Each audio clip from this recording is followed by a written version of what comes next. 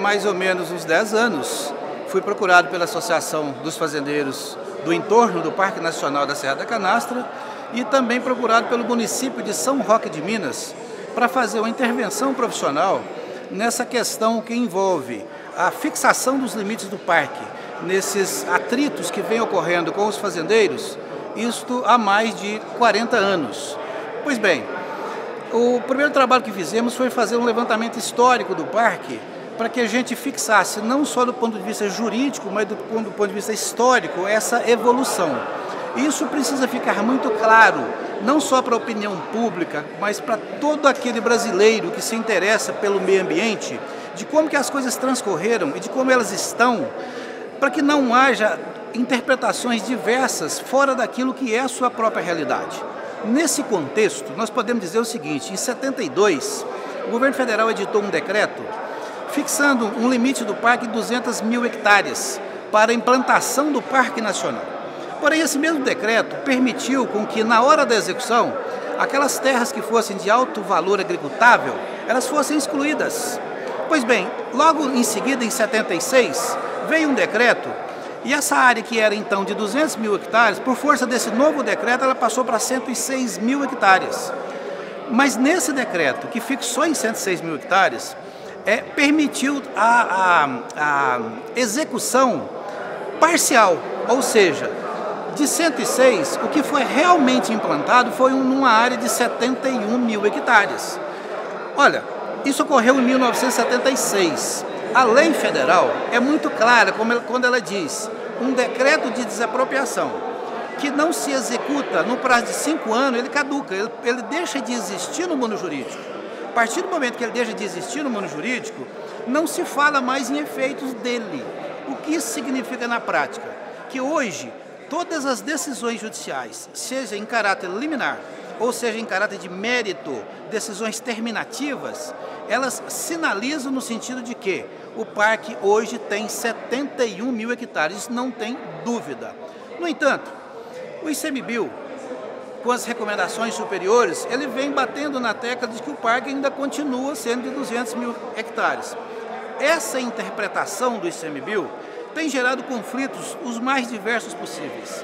Tem trazido uma intranquilidade sem precedentes para esse povo que habita o entorno da Serra da Canastra. Veja bem, o ICMBio reconhece que não desapropriou as áreas. O ICMBio reconhece que essas áreas dos 130 mil hectares, elas são particulares. A lei brasileira, a lei do SNUC, é claríssima. Só cria unidade de conservação de integral em imóvel público. Ora, se o ICMBio reconhece que as áreas são particulares e, ao mesmo tempo, reconhece que a lei fala que unidade de conservação é em área pública, por que insistir nessa tese de que tem 200 mil hectares? Pois bem, por causa disso, hoje, nós representamos mais ou menos 150 fazendeiros, além da Associação dos Fazendeiros, além do município de São Roque de Minas, questionando essa interpretação do ICMBio. E, repito, temos tido êxito em todas as demandas. Então, já sinaliza que, se depender do judiciário, essa situação vai ser pacificada, mas não se sabe se a médio ou a longo prazo, porque infelizmente o judiciário hoje não consegue responder às demandas a tempo que o povo precisa. Isso é uma realidade do nosso país. O que está me surpreendendo positivamente foi a iniciativa da Justiça Federal. Isso é histórico. O que estamos vivendo hoje é um fato histórico. Por quê? Porque a Justiça Federal, principalmente, ela sempre foi uma justiça de gabinete. Hoje não, a Justiça saiu do gabinete e veio ao encontro do povo. E nesse encontro, coordenado pelo juiz Bruno, que, diga-se de passagem, é um dos maiores negociadores que eu já conheci na história, ele está conseguindo fazer com que as partes se assentem no mesmo banco e discutam as questões pontuais que envolvem essa demanda. O que a Justiça, aliada ao Ministério Público Federal, à AGU, a nós que somos advogados fazendeiros, aos municípios, aos prefeitos, o que o doutor Bruno, juiz federal, tem feito? Ele chamou todos para a mesa de negociação e pediu a todos que saíssem dos seus gabinetes, que saíssem das suas posturas verticais e viéssemos todos para a horizontal, olho no olho, para que as verdades aparecessem e que a partir daí pudesse construir uma justiça. E é o que está sendo feito. Com essa postura, o que é que nós estamos percebendo? Eles estão tentando fazer com que esqueçamos as nomenclaturas. É Parque Nacional? Não é Parque Nacional? São 200 mil hectares? São 71 mil hectares? Estão tentando deixar isso de lado para construir um padrão de comportamento das pessoas nessa área, um padrão que possa compatibilizar a permanência do homem no campo, as atividades do homem do campo, sem que com isso traga qualquer tipo de prejuízo ao meio ambiente. Então eu vejo que esse trabalho ele está produzindo frutos que nem nós que estamos envolvidos no processo acreditávamos. E nós não acreditávamos por quê? Porque as regras eram ditadas de cima para baixo. Hoje não.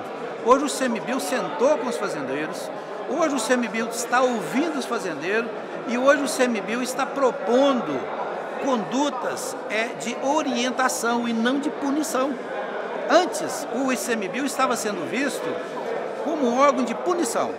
Qualquer coisa, qualquer comportamento, qualquer atitude que pudesse, na visão dele, ICMBio, agredir o meio ambiente, eles não tinham comportamento orientativo, o comportamento deles era punitivo. Isso mudou a partir desse evento que nós estamos participando. A Justiça Federal conseguiu trazer o ICMBio para a realidade que precisa, ou seja, a realidade da orientação, a realidade do companheirismo, a realidade da vizinhança, enfim, todos aqueles comportamentos que, ao mesmo tempo, faz com que o meio ambiente seja preservado e faz também com que o objetivo e o direito do fazendeiro seja assegurado. Então nós estamos muito próximos de construir algo histórico na nossa região com essa iniciativa do Poder Judiciário. Veja bem, com a experiência que tenho de 25 anos de profissão, eu posso dizer que já participei de inúmeras conciliações, de inúmeras audiências em outras matérias e em outras áreas, mas nunca nada com esse vulto que pudesse, nesse momento, me permitir acreditar e ter a esperança que esse é o caminho e que esse acordo que está sendo construído, ele vai servir de modelo, não só para o Parque Nacional da Serra da Canastra, mas para todos os locais onde se tem uma unidade de conservação a nível de Brasil e a nível de planeta. Isso é a nossa expectativa, esse é o nosso, vamos dizer assim, é o que nós achamos que vai acontecer.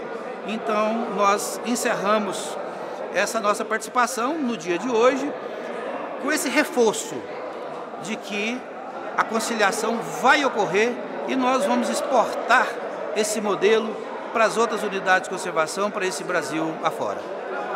Estão sendo pontuadas condutas que são necessárias para a preservação do meio ambiente, como preservação das minas de água, preservação do leito da água, preservação das matas ciliares, dos topos de montanha, enfim, entrou-se num consenso de tudo aquilo que precisa ser preservado. Esse consenso foi feito. Esse mapeamento, dentro dessas diretrizes traçadas, ficou a cargo dos fazendeiros, que através das associações, eles vão fazer esse trabalho. Num segundo plano e numa segunda diretriz, esse trabalho vai ser levado para o ICMBio, que vai fornecer suporte técnico, vai fornecer orientação para que os fazendeiros possam, eles, ajudar nesse cuidado da preservação do meio ambiente e recuperação daquelas áreas que foram degradadas. Então, seriam duas diretrizes paralelas. E uma terceira diretriz que é com a participação direta da Justiça Federal, do Ministério Público Federal, da AGU, que seria um trabalho de criação de um fundo para sustentar economicamente os fazendeiros nas ações de preservação do meio ambiente. Então, nós saímos daqui hoje com três diretrizes. E essas três diretrizes que eu acabei de relatar, tão logo elas comecem a ser implantadas, novas reuniões serão marcadas para que a gente não só avalie as ações que estão sendo implementadas, mas como nós vamos aperfeiçoando as próximas ações e as próximas diretrizes a serem traçadas. Em primeiro plano, eu preciso dizer o seguinte: criou-se historicamente um sentimento de falta de credibilidade. O governo fez o canastreiro não acreditar nele. Por quê? Porque ele dizia uma coisa cedo e à tarde ele agia de outra forma. O governo veio para cá para punir, o governo não veio para orientar. Isso, ao longo do tempo, foi criando um clima de desconfiança, um clima de certeza, de animosidade. Então, esse era o clima. A partir desse evento, as partes começaram a se assentar e o clima começou a chegar aonde precisa, que é um clima de diálogo, um clima de harmonia, um clima de ponderação e um clima, sobretudo, de consenso, de que o meio ambiente é nosso. O meio ambiente não é do ICMBio, o meio ambiente não é da associação, da prefeitura, o meio ambiente é do ser humano. E chegou-se a esse consenso. E a partir desse consenso, tornou-se fáceis os acordos, tornaram-se fáceis. Por quê? Com essa conclusão, nós começamos a trabalhar em ações concretas de preservação. E hoje não se fala mais em punição, se fala mais hoje em associação de esforços dos órgãos com o povo, para que com isso se criem os mecanismos necessários para a conservação do meio ambiente. Então essa é a expectativa que eu tenho hoje, esse é o sentimento que eu vejo no povo, que diria que mais ou menos 80% hoje são meus clientes. A minha mensagem é de que conservemos o nosso espírito de passividade, conservemos o nosso espírito mineiro de ouvir, conservemos a nossa prudência para negociar e conservemos, sobretudo, a consciência de que o ser humano precisa de um meio ambiente equilibrado. E esse equilíbrio pressupõe harmonia entre todos os elementos que formam o meio ambiente, sobretudo e principalmente o homem. Então essa é a minha mensagem, uma mensagem de otimismo, e que continuemos nessa estrada que iniciou-se na primeira audiência, prosseguiu hoje, e a cada momento a gente tem uma visão melhor e com maior certeza de que estamos no caminho certo.